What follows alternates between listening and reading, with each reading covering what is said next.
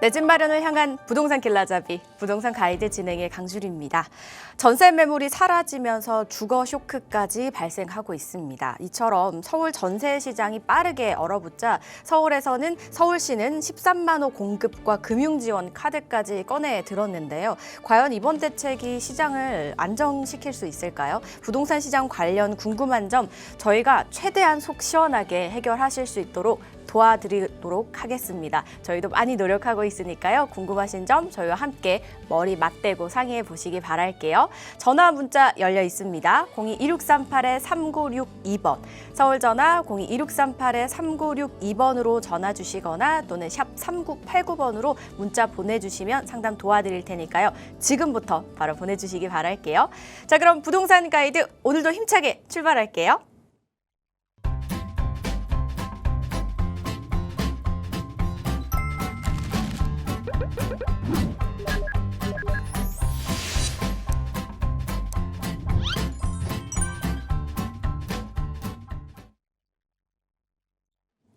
네, 부동산 가이드 오늘 함께 하실 분 바로 모셔보도록 할게요. 4월 첫날에 뵙네요. 수요일의 남자입니다. 동산이용 부동산연구소의 박성일 팀장과 함께합니다. 어서 오세요. 안녕하십니까. 시청자 여러분 반갑습니다. 동산이용 박성일 팀장입니다. 오늘이 4월의 첫날이기도 하고요. 그리고 2026년도 2사분기의 첫날이고 그리고 또 만우절이기도 합니다.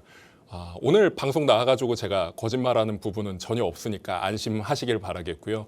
무엇보다 아나운서님께서 앞에서 말씀하셨던 그 고민되시는 것들, 지금 부동산 시장 상황이 매우 혼란스럽다 보니까 계속해서 좀 고민이신 분들이 많으신 것 같습니다. 어떤 결정하는 것에 있어서도 그리고 준비를 하는 것에 있어서도 좀 고민이 많으실 텐데 그런 부분들 저희하고 함께 손을 잡고 머리를 맞대고 할 수 있는 고민할 수 있는 그런 시간이 되셨으면 좋겠습니다. 오늘 강의도 굉장히 유익한 내용으로 준비해 왔습니다. 시청자 여러분들께 도움될 수 있는 그런 내용들로 준비해 놨으니까요. 끝까지 시청을 부탁드리겠습니다. 요즘 다들 힘든 시기임에도 불구하고 그래도 지금이라도 집을 사야 할까 고민하시는 분들 굉장히 많으시더라고요. 그래서 아무래도 굉장히 심사숙고하셔서 결정하셨을 텐데 바로 매수하시기보다는 매수하시기 전에 전문가와 이야기 좀 나눠보신 다음에 결정해보시면 어떨까 싶거든요. 이야기 나눌 수 있는 자리 있잖아요, 팀장님. 어떤 자리죠? 저희 동산이용 부동산연구소에서는 매주 목요일마다 세미나를 개최하고 있습니다. 어떤 결정을 하는 데 있어서 전문가들과 같이 상의를 하고 이야기를 하는 게 중요하겠죠. 죄송합니다. 다주택자분들도 그 집을 사는 데 있어서 고민이실 거고요. 무주택이라고 하는 집이 없는 분들도 집을 사야 되겠구나 하는 그런 생각을 가지실 겁니다. 그런 부분들에 있어서 고민을 좀 해결해 드릴 수 있는 해결사들의 집합소다 이렇게 말씀을 드릴 수가 있겠고요. 무엇보다 저와 그리고 김종갑 소장님께서도 함께하는 세미나니까 시청자 여러분들의 많은 관심과 성원을 부탁드리겠습니다. 특히나 이번 주 같은 경우에는 재개발 관련된 부분들 그리고 또 갈아타기 하실 분들 고민 많으실 거예요. 그리고 또 무주택자인데 집을 사야 될지 말아야 될지 이런 것들 고민이신 분들 많으실 겁니다. 그런 것들 속 시원하게 말씀드릴 수 있는 그런 세미나장이 될 테니까요. 시청자 여러분들 아래에 있는 연락처로 꼭 연락을 부탁드리겠습니다. 네, 세미나 자리만 사실 든든하게 준비되어 있는 게 아니잖아요, 팀장님. 세미나 외에 이제 경매 이야기 나눠볼 수 있는 자리가 있습니다. 부동산에 관심 있으신 분들은 다방면으로 관심을 가지실 것 같아요, 그렇죠? 맞습니다. 저희 동산이용에서 경매 세미나도 같이 하고 있습니다. 경매 강의죠. 저희가 유료 강의로 진행되는 그 강의에서 하나를 빼서 확스경제TV 시청자 여러분들께 1회 수강권을 드리고 있습니다. 저희가 경매 장인의 2026년 경매 트렌드에 대해서 이야기를 나누고 있고 실제로 도움이 될 만한 그런 경매 물건들을 소개시켜 주시는 경매 강사님을 모시고 경매 강의를 열고 있습니다. 아래에 있는 연락처로 꼭 연락 주셔서 경매 관련돼서 궁금하신 분들 그리고 또 경매를 한번 배워보고 싶다라고 하시는 분들도 많이 참여해 보시면 좋은 결과 있으시리라 생각합니다. 지금 시장 상황이 일반적인 매매보다는 경매한테 좀 도움이 되는 그런 시장 상황이에요. 그런 부분들을 생각해 보셔서 참여하신다면 좋은 결과 있으시리라 생각합니다. 시청자 여러분들의 많은 관심 부탁드리겠습니다. 지금 타이밍이 일반적인 매매보다는 경매에 조금 더 유리한 상황이라고 하니까요. 이참에 한번 또 참석하셔서 이야기 들어보시는 것도 나쁘지 않겠네요. 세미나와 경매 각각 두 가지로 분류가 돼서 준비가 되어 있습니다. 장소는 같고요. 날짜와 시간이 다르니까 저희가 중간중간에 내보내 드릴 때 꼭 메모해 두시기 바랄게요. 문의사항은 02-2638-3962번과 샵 3989번으로 많이 연락 주시기 바라겠습니다. 자, 그럼 이슈 체크부터 한번 해볼게요. 최근에 이제 재건축, 재개발, 특히 이제 뭐 재개발 서울에서 굉장히 많이 진행을 하고 있다 보니까 덩달아 많은 분들도 자연스럽게 관심을 가지고 계십니다. 하지만 무턱대고 재건축을 앞두고 있다, 재개발을 앞두고 있다 해서 투자를 한다면은 굉장히 위험할 수 있다라고 들었거든요. 실패 없는 투자를 하기 위해서는 어떤 점을 좀 주의를 해야 될지 준비해 주셨다고 하니까 바로 한번 열어보도록 할게요. 제가 오늘 준비한 내용은 재건축과 재개발 이런 현장들은 굉장히 위험할 거다라는 것을 말씀드리고 싶어서 준비해왔습니다. 특히나 이제 곧 있으면 다가올 6.3 지방선거 같은 경우에도 영향을 크게 미칠 거다라고 그렇게 보시는 분들이 많은데 저 역시도 귀추가 주목이 되고 그리고 또 앞으로 어떻게 변모될 것인지 이런 것들을 예측하고 연구하고 있습니다. 많은 분들이 예상하시는 바와 비슷하게 흘러갈 수도 있고 그렇지 않을 수도 있는데 그런 부분들에 대해서 좀 이야기를 나눠보고자 합니다. 우선 시장 상황을 항상 설명을 드리고 시작을 하고 있죠. 제 강의에서. 오늘 말씀드릴 것은 패닉 바잉이 지나고 나니까 이제는 노룩 전세까지도 왔다라는 내용입니다.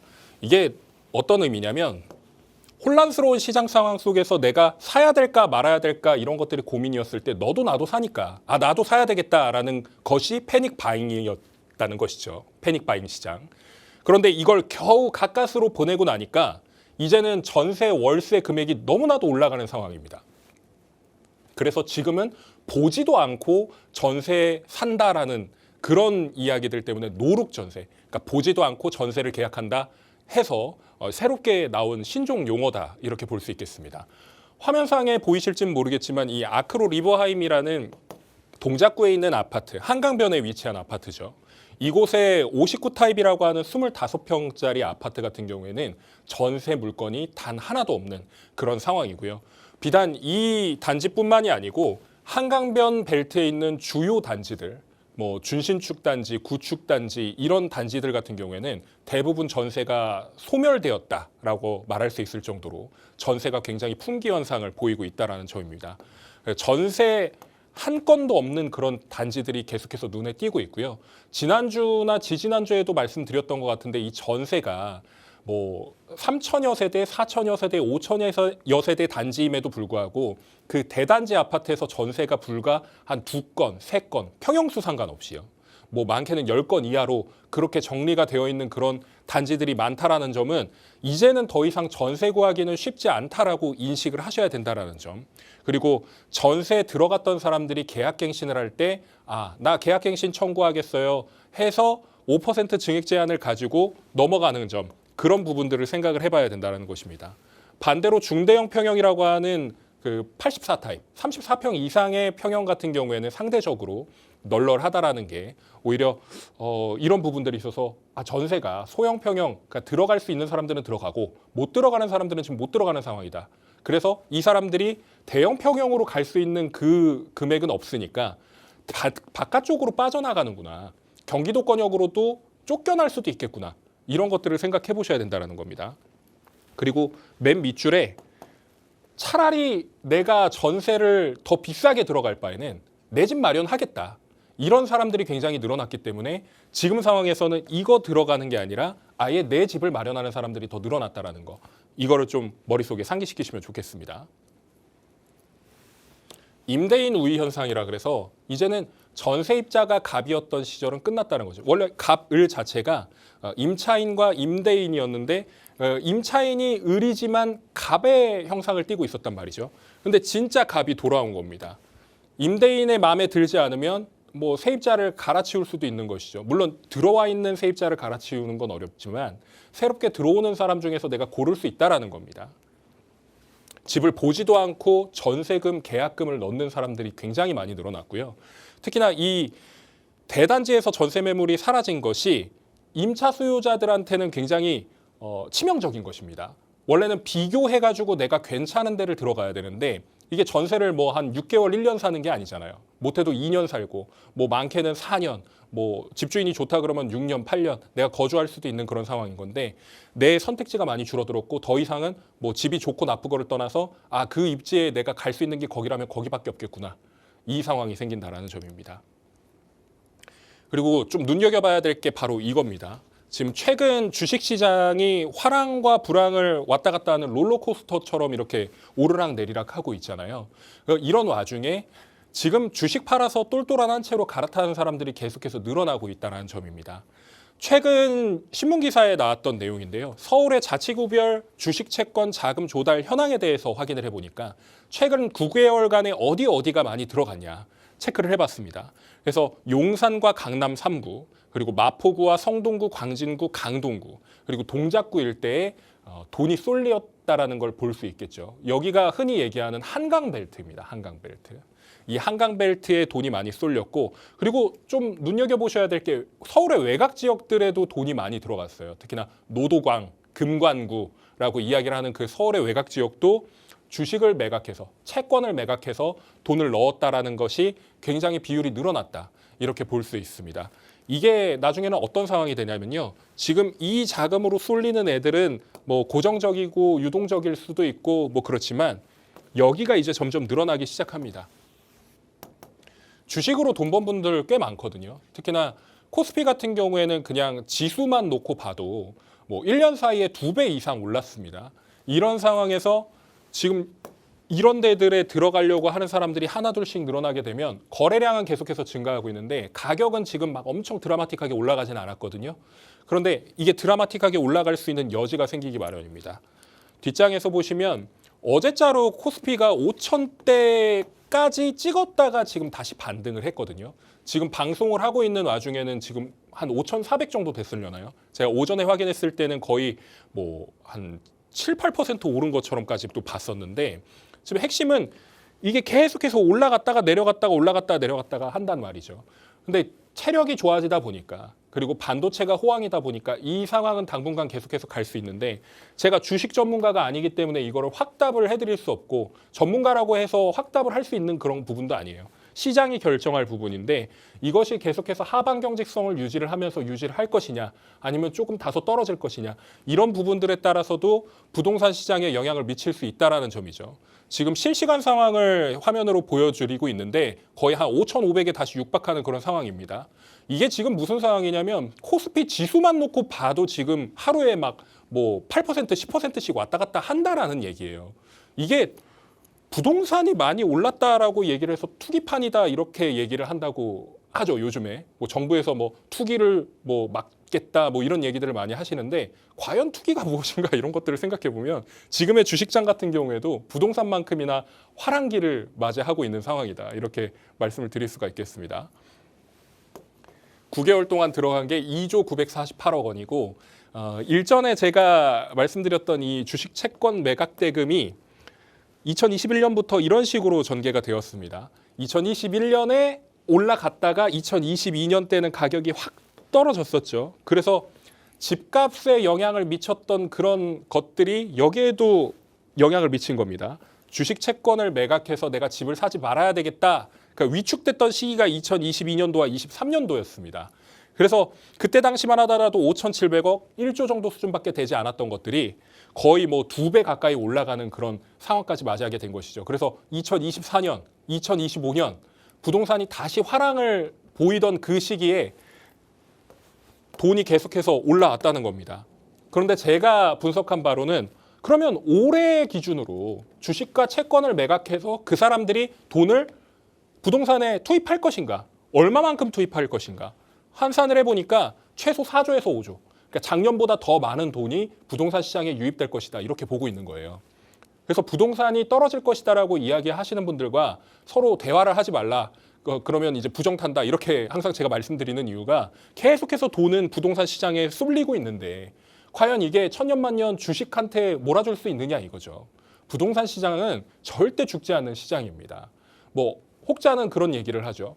부동산 시장을 좀 개편할 필요가 있다. 거의 반토막을 내야 정상화가 된다. 이렇게 이야기를 하는데 과연 부동산 시장이 50%가 떨어져가지고 박앤세일을 해서 반토막이 나면 50억짜리가 25억이 되고 25억이 12억 5천만 원이 된다 그러면 그게 과연 정상화일까에 대한 부분도 고민을 해보셔야 된다는 얘기예요. 아까 말씀드렸던 전월세 살 바에 내가 새빵살이 할 바에는 내 집 마련하겠다라는 그런 기조들이 깔려 있습니다. 특히나 20대 후반부터 30대 후반, 40대 초반, 사회초년생부터 사회에서 어느 정도 정리가 된 그런 분들까지도 지금 계속해서 지금이 가장 싸다라는 걸 인식을 하고 있고요. 내가 살 수 있는 집을 사야 되겠다라는 인식을 갖고 있는 사람들이 굉장히 많다라는 점입니다. 내 주변엔 그런 사람들 없는데요? 라고 말씀하시면 주변에 없는 것이지 그 주변의 주변만 봐도 집 산 사람들이 굉장히 많다라는 점이에요. 특히나 신혼부부 같은 경우에도 둘이서 가정을 합치는 것이기 때문에 이 하나의 가정을 만들어서 가구를 꾸리는 데 있어서 괜찮은 아파트들 들어가고 싶어 합니다. 그런데 두 갈래로 또 나뉘죠. 아파트 갈 수 있는 사람이 있고 아파트 못 가는 사람이 있습니다.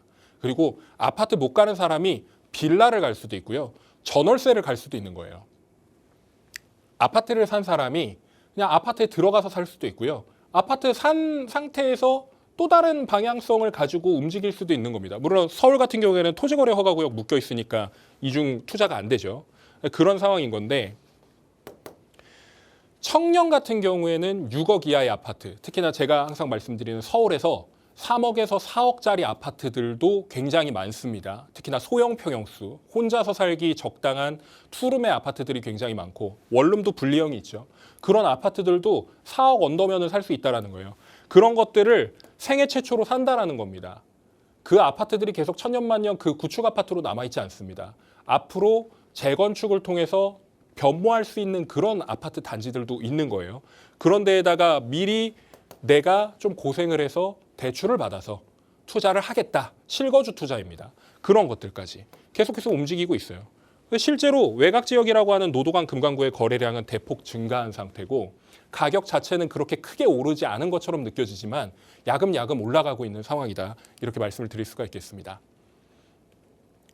서울 아파트의 중위 가격이라고 하는 그 가격대가 있습니다. 이 중위 가격이라고 하는 것은 집값의 크기를 이제 그 위에서부터 아래까지 전부 다 평균을 매겨버리면 위에 있는 그 초고가 주택이나 고가 주택들이 평균의 가격을 영향을 미치게끔 되어 있어요. 그런 부분들을 이제 빼고 중위 가격을 환산을 해가지고 평균 가격이 얼마냐 이런 것들을 환산하는 것인데 좀 이해가 편하게끔 설명을 드리자면 일전에 미국에서 마이클 조던이라는 농구 선수가 한창 이제 잘 나갈 때에 연봉을 굉장히 많이 받았잖아요. 근데 뭐 예를 들어서 어디 텍사스에 맥주집을 갔습니다. 그 맥주집 안에 있는 사람들이 평균 연봉이 한 대략 2만 불에서 3만 불 정도 돼요. 근데 뭐 마이클 조던이 뭐 한 300억 받았다고 치면은 그 안에 있는 사람들의 평균 연봉은 수십억이 된다라는 얘기입니다. 그런데 그게 아니라 위에 거 아래 거 빼고 그 중간에 있는 가격이라고 말씀을 드릴 수가 있는 것인데 이게 지금 12억까지 치솟았어요. 불과 한 8개월 전까지만 하더라도 9개월 전까지만 하더라도 한 10억 정도 수준이었던 이 가격이 지금 2억이 뛰었다는 얘기고요. 이건 퍼센테이지로 환산을 하면 대략 한 20% 정도 된다는 얘기입니다. 제가 한 2달 전인가 석 달 전에 AI가 예측한 상승률에 대해서 설명을 드린 적이 있습니다. 그 상승률을 보통 어느 정도 수준으로 봤냐면 지금으로부터 한 20% 내외 정도 될 것 같습니다라고 말씀을 드렸는데 AI가 결국에 맞췄어요. 그런데 지금 이 상황이 끝난 것이냐? 아닙니다. 지금이 시작입니다. 노도강 금강구, 서울의 외곽 지역 이런 지역들은 계속해서 상승을 보일 거고요. 이 상승률이 계속 올라서 상승률 자체는 강남 3구나 용산을 뛰어넘는 그런 상황이 생긴다는 것이죠. 당장 올해 연말까지만 간다고 하더라도 그 상승률의 폭이 엄청날 것이다. 이렇게 보고 있습니다. 제가 지도를 하나 가져왔고요. 여기다가 이제 단지명을 써놨습니다. 여기가 어디냐면 서울 노원구입니다. 노원구 같은 경우에는 중계동과 하계동 일대에 아파트 단지들이 굉장히 밀집되어 있죠. 택지지구로 조성이 되었던 곳이었기 때문에 유독 아파트 단지가 많고 여기가 뭐 신혼부부라든지 그리고 가족 단위 구성원들이 굉장히 많이 사는 그런 공간입니다. 그런데 우리가 좀 주목해 봐야 될 것은 이 단지의 가격이 얼마였느냐를 봐야 되는데요. 이 가격이 지금 단지에서 이제 가격이 어느 정도 바뀌었는지 제가 보여드릴 겁니다. 지금 상승률을 한번 보자면 특정 단지에서는 거의 30% 가까이 오른 모습을 보일 수가 있는 거고요. 뭐 적게는 뭐 10% 초반 이렇게 올라가 있는데 실질적으로 이 아파트의 가격들이 이거는 평수가 뭐 25평, 뭐 어떤 거는 뭐 20평대 후반 이런 식으로 정해져 있지만 이렇게나 올랐으면 와, 여기가 많이 올랐다 이렇게 하고 끝낼 게 아닙니다. 그럼 얘네가 얼마까지 올라갈까? 와, 얼마만큼 더 올라갈 수 있을까? 이런 것들을 고민하셔야 된다는 거예요. 실제로 여기에 만약에 내가 살아야 된다라고 하면 야, 예전에 한 5억 정도 되면 살 수 있었던 건데 지금은 7억이나 줘야 된다고? 나 돈 모자란데 여기 들어가야 되냐? 이런 생각을 가질 게 아니라 이거의 대체제를 찾아야 된다는 거예요. 대체제. 이제는 서울의 아파트를 누구 뭐 옆집 김 씨나 앞집 박 씨나 뒷집 이 씨나 이런 사람들이 그냥 편안하게 살 수 있는 구조가 아니에요. 대출 자체도 막혀 있을 뿐더러 이 막혀 있는 부분을 뚫었다고 하더라도 뭐 오늘자로 또 얘기 나온 거 있지 않습니까? 뭐 가상금리가 붙는다든지 아니면 대출을 받았는데 5억 이상 받으면은 대출을 관리받아야 되는 관리자로 지정을 받는다든지 이런 부분인 거거든요. 그러니까 감시하는 거죠. 그러니까 좀 대출을 많이 받는 사람들은 특별 관시를 하겠다 이런 것까지도 얘기가 나왔는데 이런 것들을 자기 자본으로 살 수 있는 사람들이라면 크게 신경 쓰지 않아도 됩니다. 그런데 집을 자기 자본으로 오롯이 다 주고 사는 사람이 몇 있겠냐 그런 말씀을 드리는 거고요. 대출은 조금이라도 받게끔 되어 있습니다. 내 집을 살 때. 항상 부족한 게 1, 2억 정도 수준이에요. 그러니까 그런 것들 대출 받아가지고 들어가시는 분들이 많은데 이미 많이 올랐다. 이런 노원구도 많이 올랐다라는 걸 보여드리기 위해서 자료를 좀 준비해 왔습니다. 그리고 가장 중요한 것이 바로 이 문제입니다. 공사비 인상. 그리고 지금 자재값들이 올라가고 있다 보니까 그게 가장 큰 문제예요. 지금 석유 원유의 가격이 굉장히 많이 올라가고 있고 이 원유 자체 때문에 기름값이 너무 많이 오르잖아. 자동차 움직이지 말아야겠다. 이걸로 끝내는 게 아니라 그의 부수적인 요소들까지도 영향을 미치고 있다는 점입니다. 특히나 뉴스를 많이 보시는 시청자 여러분들이 최근에 이런 기사들을 많이 접하셨을 거예요.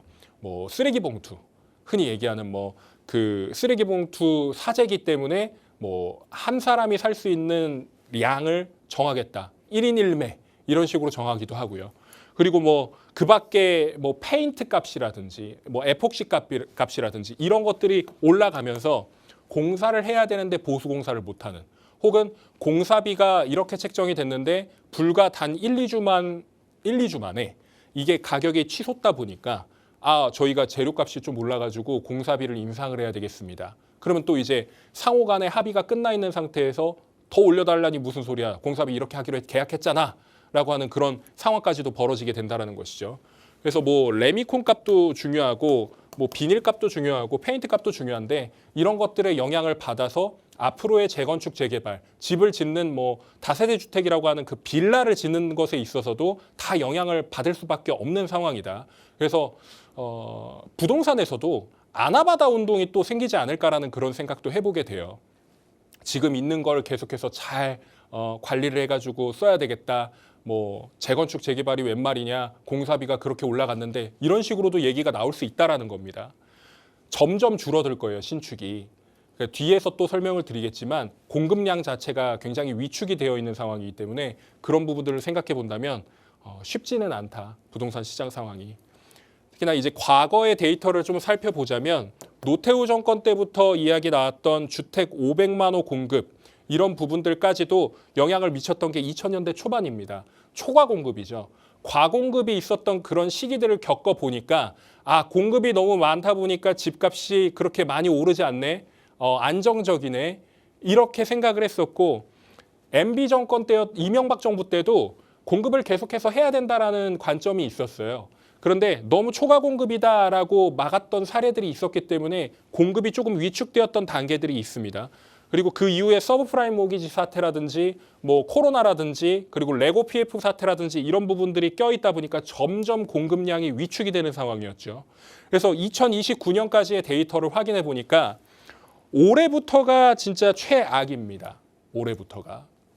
특히나 이 2027년도 같은 경우에는 10,000채 정도 공급이 되는 것인데 2029년도 같은 경우에는 지금 공급 예측량이 999세대.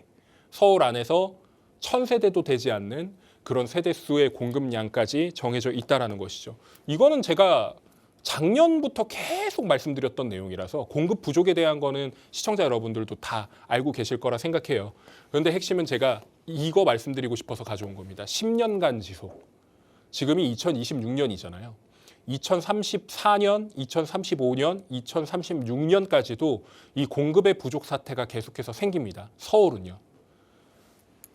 공급의 적정 수요가 여기서 말하는 게 대략 46,520가구인데 평균 가구 수가 한 4만에서 5만 정도가 찍혀야지 서울은 안정적으로 공급이 되고 그 가격이 좀 위축이 됩니다. 올라가는 폭이 좀 적어진다는 것이 오히려 하락할 수도 있고요. 근데 이걸 맞추지 못한 지가 벌써 몇 년이 지났거든요.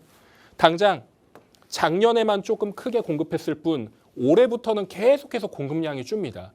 그래서 어떤 상황이 벌어질 거냐면 급지가 별로 좋지도 않고 입지가 별로 좋지도 않은데 신축이라고 하니까 분양을 받으려는 사람들이 계속 늘어나게 돼요. 그러면 어떤 상황이 벌어지냐면 분양을 받았는데도 후회하게 되는 거죠. 괜히 분양받았나? 그런데 되게 재밌는 사실은 그런데 분양을 받았어도 가격은 계속 올라갈 거라는 점입니다.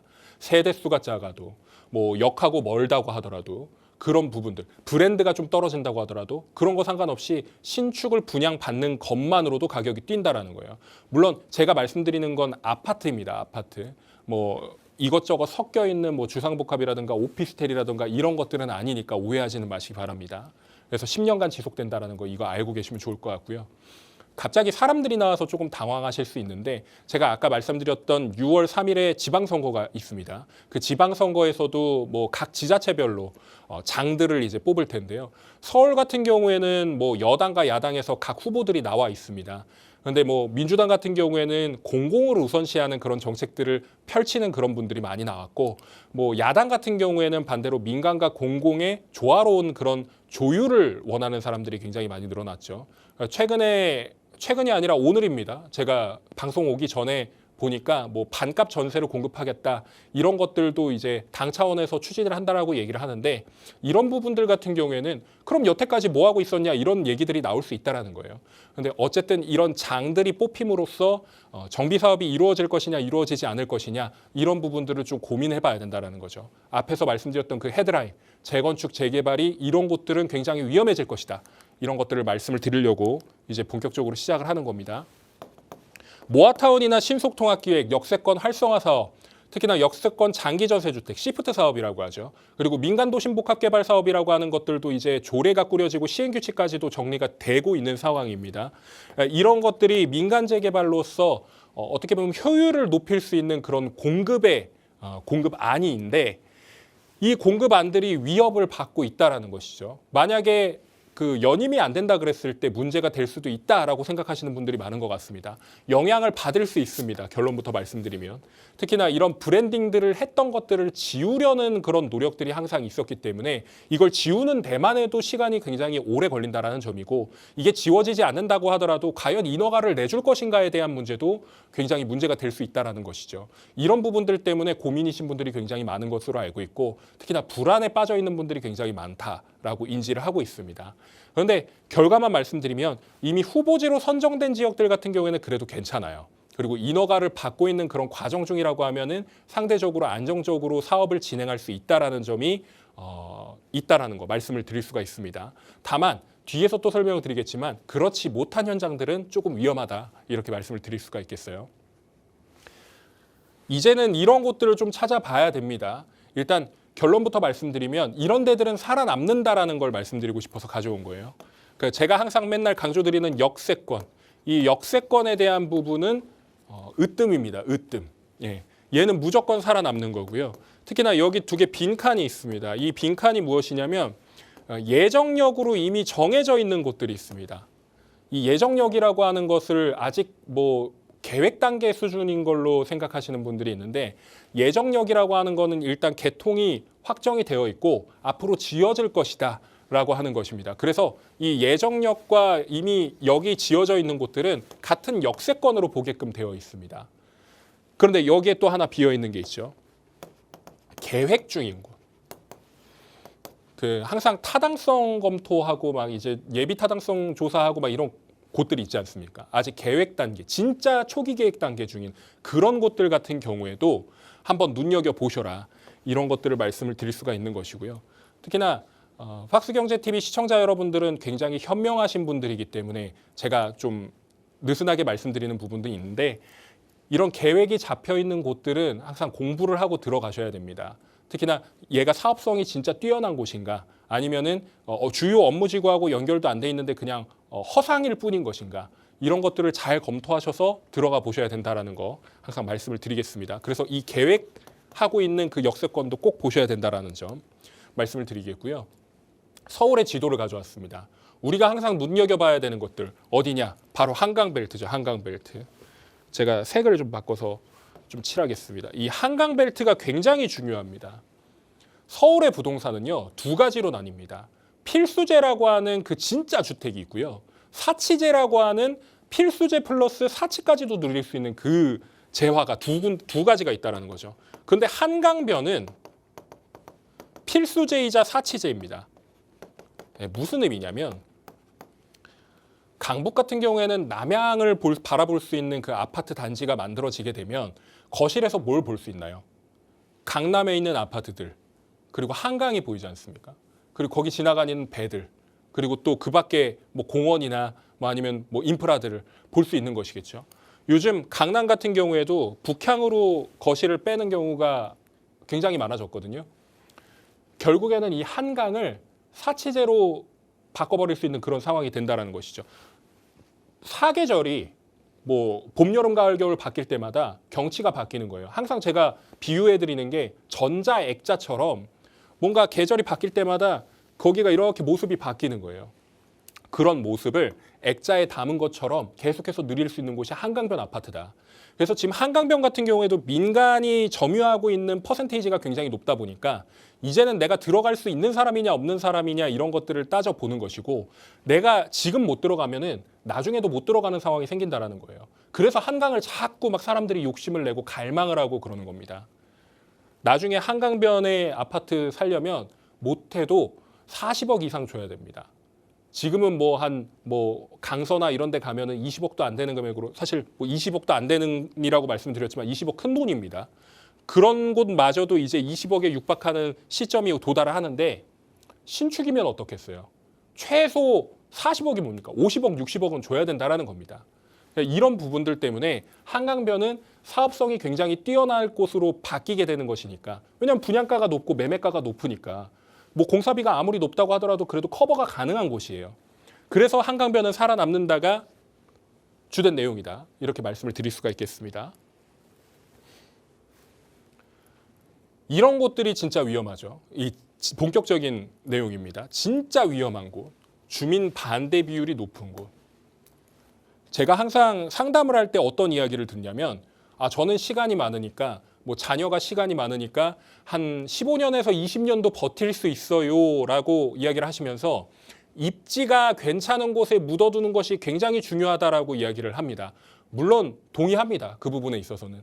그런데 핵심은요. 주민 반대 비율이 높다라는 것은 그만큼 사업을 막는 걸림돌이 되는 것이고 이 걸림돌이 불과 뭐 6개월, 1년 정도 수준만 가는 게 아니라 4년, 5년, 뭐 많게는 10년 이렇게까지도 지연시킬 수 있는 것이에요. 요즘 이제 재건축 같은 경우에는 70%의 동의율만 받으면 된다고 얘기를 하고 재개발 같은 경우에는 75%의 동의율만 얻으면 된다라고 이렇게 정리가 되어 있지만 이 주민 반대 비율이 불과 20%, 25% 정도만 나온다고 하더라도 여기는 사업이 망가집니다. 그러면 뭐 한 3년, 4년 또 지연이 돼요. 그러면 내가 여기를 투자했을 때와 여기를 투자했을 때 나는 여기에 투자했습니다. 근데 여기가 더 빨리 가고 더 비싸지는 걸 보면 속이 뒤집어집니다. 나는 그냥 시간에 투자하려고 여기에 투자를 했어라고 얘기를 하지만 거짓말입니다. 솔직히 말씀드리면. 여기에 투자해서 내가 돈 벌었으면 굉장히 기분 좋았을 거예요. 그때 이거 하지 말고 이거 할 걸. 딱 그 케이스가 나오는 겁니다. 뭐 나는 여기 했으니까 괜찮아 이게 아니에요. 사람 마음은 항상 바뀌기 때문에. 그리고 용적률이 높은 재건축 현장. 역세권 같은 경우에는 용적률을 인센티브를 받아서 좀 높여줄 수 있다 이런 얘기들이 있는데 그것도 한계가 있습니다. 그리고 용적률이 기존에 높았던 현장들 같은 경우에는 재건축을 할 수가 없으니 리모델링으로 선회하기도 하죠. 그런데 핵심은 그 재건축하는 것과 리모델링하는 것과 공사비를 비교하면 재건축은 완전히 철거를 하고 허물고 새로 짓는 거잖아요. 허물고 새로 지으면은 이게 더 돈이 많이 들어갈 것 같은데 기존에 있는 그 뼈대를 가지고 만드는 리모델링 사업이 재건축 사업보다 훨씬 더 많은 공사비가 들어갑니다. 그런데 일반적으로 사람들이 이걸 잘 모르기 때문에 공사비가 재건축이 더 많이 들어갈 거야 하고 그냥 넘어가는 분들이 계신데 이런 재건축 현장들은 쉽지가 않아요. 그런데 이것도 뭐 그냥 무시하고 넘길 수 있는 그런 현장들이 어디냐면 바로 한강변 일대입니다. 그런 데 같은 경우에는 그래도 괜찮은 편이에요. 그런데 일반적인 내륙 지역 그리고 중하급지, 하급지로 구분되는 그런 외곽 지역들 같은 경우에는 이런 것들은 쉽지 않죠. 그리고 갖고 계신다고 하더라도 시세 차익이 그렇게 크지 않을 것이다. 이렇게 보고 있는 겁니다. 가장 중요한 것.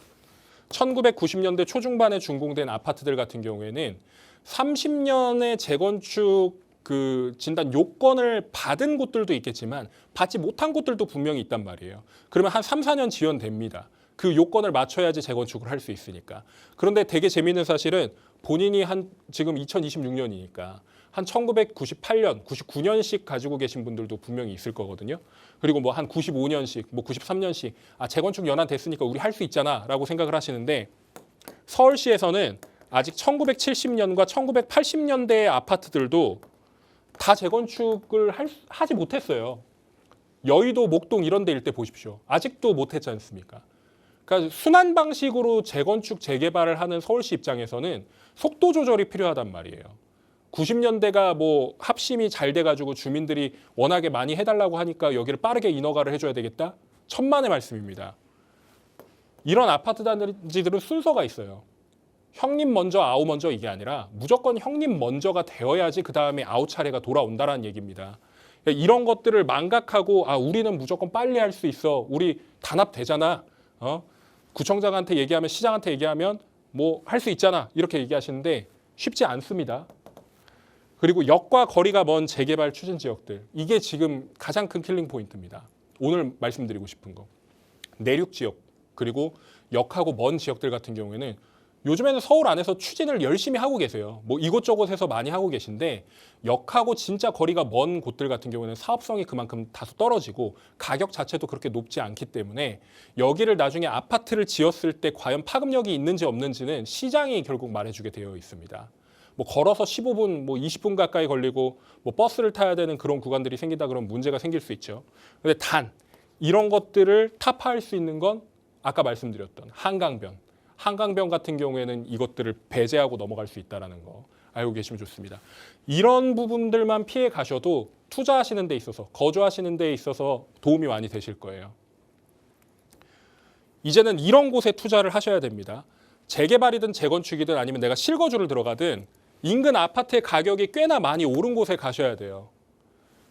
특히나 마포, 성동, 동작, 강동, 뭐 송파, 용산, 뭐 강남 3구 이렇게 얘기를 하는 그런 곳들에 가셔야 되는 게 핵심 포인트고 그리고 최근에 많이 오른 곳들도 있습니다. 뭐 경기도권에서도 뭐 구리라든지 광명이라든지 서울 안쪽에서는 뭐 서대문, 동대문 이런 곳들도 굉장히 많이 올랐죠. 성북도 꽤 많이 올랐고요. 이런 부분들에서 찾아보시면 분명히 해답은 나올 수 있습니다. 그리고 주요 지하철 노선, 보통 업무직으로 이동하는 그 호선들이 있습니다. 2호선, 5호선, 7호선, 9호선, 뭐 1호선도 될 수 있고요. 뭐 특정 호선들이 항상 그 사람들의 인기 노선이라고 하는데 그런 노선들이 접근이 가능한가, 가까운가 이런 것들을 보셔야 된다는 거죠. 그리고 대단지, 규모의 경제가 나올 수 있는 그 대단지가 중요한데 이거를 1000세대라고 말씀하시는 분들도 있고 2000세대라고 말씀하시는 분들도 있습니다. 누구는 3000세대라고 얘기를 하죠. 근데 저는 사실 3000세대 이상급을 원하는데 서울에 땅이 없다 보니까 한 1000세대에서 1500세대 이상급만 되어줘도 이제는 그냥 대단지다라고 인지를 하고 가격이 그만큼 따라가는 것 같아요. 근데 이런 신축 재개발 단지 들어간다 그러면 굉장히 수확을 크게 얻으실 수 있을 거라고 생각하고요. 그리고 조합원 분양 대비 일반 분양 숫자가 높은 곳, 이런 곳들은 사업성이 애초에 좋은 곳이기 때문에 분담금을 많이 납부하지 않고도, 그러니까 사업이라는 게 결국에는 재개발도 재건축도 결국에 회사를 운영을 해서 결국에 아파트를 새롭게 완성시키는 사업이에요. 이 사업을 하는 데 있어서 이 사업이 망가질 수도 있지 않습니까? 아니면 이 사업이 잘 될 수도 있잖아요. 그걸 판가름할 수 있는 그 수치를 비례율로 환산을 하는데 이 비례율을 100을 놓고 항상 기준을 두니까 거기에 그냥 맞춰야지라고 생각하시는 분들이 있습니다. 사업성이 진짜 좋은 곳들은요. 비례율을 막 200%까지 가는 현장들도 있어요. 서울에서는 보기 드물겠죠. 이런 현장들이 간혹 있는데 이런 현장들을 진짜 찾아가셔도 굉장히 좋은 수확을 얻을 수 있습니다. 근데 이런 것들은 좀 쉽지가 않다라는 거 알고 계시면 좋겠고요. 마지막입니다.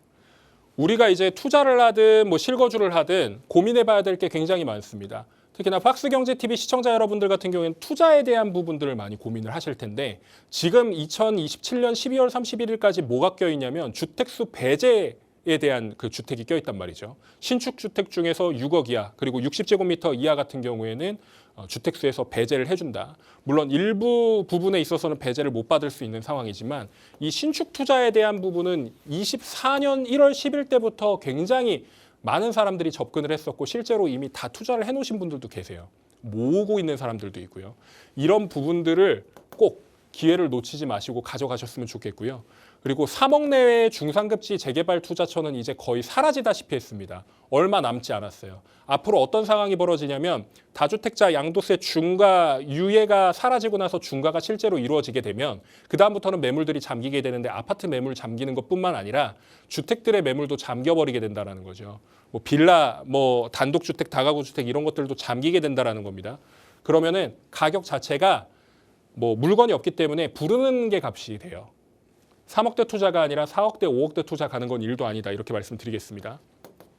제가 아까 말씀드렸던 3,000세대 이상급 규모의 재개발 단지 찾아가셔야 된다는 거고 역세권 재개발 같은 경우에도 그렇게 많이 남지 않았기 때문에 역 주변에서만 찾으셔도 답은 나와요. 그런 부분들을 꼭 생각하셔가지고 투자하시길 바라겠고요. 지금 갖고 있는 것들이라든지 아니면 내가 사야 될 것들이라든지 이런 것들에 대해서 고민이신 분들 같은 경우에는 저희 내일 있을 세미나, 매주 목요일에 있는 세미나 꼭 참석하셔가지고 그런 부분들을 같이 고민을 나누는 그런 시간을 가져보시길 바라겠습니다. 오늘 강의는 여기서 마치겠습니다.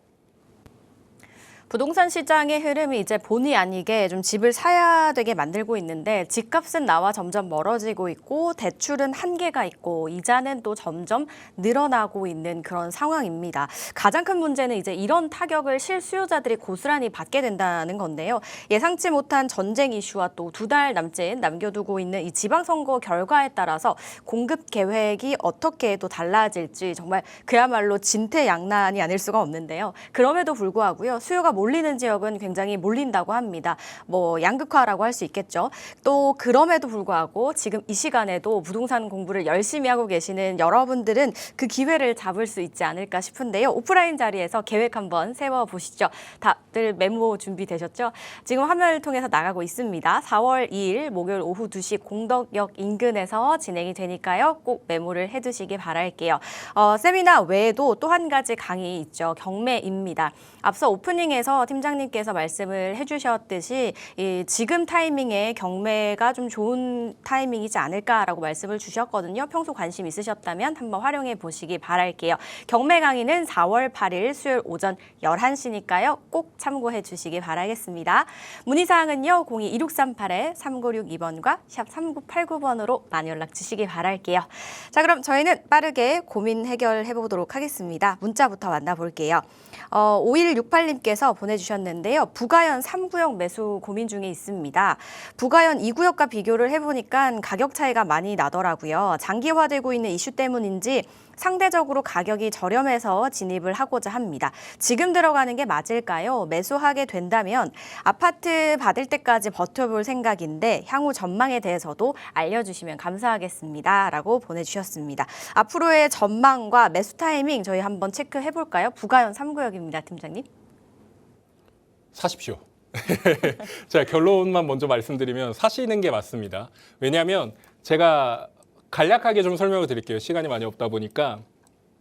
부가현동 같은 경우에는 마포라고 착각하시는 분들이 계시는데 여기가 서대문입니다. 그래서 여기 이제 2구역이고 여기 3구역 바운더리죠. 이쪽을 이제 사시겠다라는 얘기인데 3구역이 지금 이슈가 있습니다. 지금 뭐 사업 시행 계획 변경인가가 지금 반려가 된 상태에서 조합의 내홍 때문에 계속해서 벌어지고 있는 그런 일련의 사태들, 그런 부분들 때문에 계속해서 비례율은 점점 낮아지고 있고 사업은 지연되고 있는데 여기와 여기와의 가격 차이가 대략 지금 한 4억 정도 나는 것 같아요. 여기가 한 10억 내외인 것 같습니다. 9억 후반에서 11억, 12억 정도까지도 바라봐야 되는 거고 여기는 지금 가격이 많이 뛰었습니다. 14, 15억 정도 드려야 되는데 핵심은 여기가 나중에 완성이 됐을 때는 가격이 어느 정도까지 되느냐 이런 것들을 살펴보면 최소 평당 1억은 받을 수 있는 그런 입지예요. 여기가 서대문 대장 아파트고 여기에서 그 CBD라고 하는 중심 업무 지구까지 시청 광화문 일대까지 가는 시간이 뭐 10분도 채 걸리지 않습니다.